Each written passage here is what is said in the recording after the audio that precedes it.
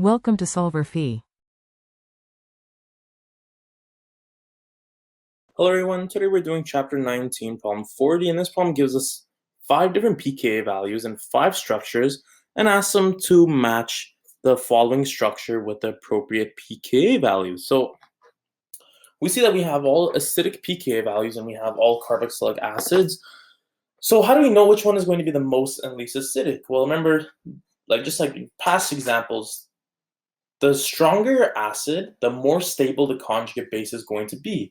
So once this acidic proton is ripped off, once these acidic protons are all ripped off, how can we stabilize the conjugate base? So the conjugate base can be stabilized by putting a negative charge on an electronegative atom, which all of these will have a negative charge on the oxygen atom. It can be stabilized, secondly, by having resonance stabilization, which all of these molecules will have. They will all have that. And thirdly, they can be stabilized by inductive pull of electron density away from the oxygens towards some sort of electronegative or electron pulling or withdrawing group, such as electronegative atoms like fluorine, iodine, and bromine. So the more electronegative atoms and the closer the proximity to the negative charge, the greater the inductive stabilization effect. So right off the bat, we can see that this molecule on the left has 3 fluorines, the most electronegative atom on the periodic table. So it's going to have the strongest inductive stabilization effect. So it's going to have the most stable conjugate base. So it's going to be the most acidic, and acidity correlates with pKa. So it's going to have the lowest pKa. Most acidic is going to have the lowest pKa. So this molecule corresponds to the lowest pKa being this.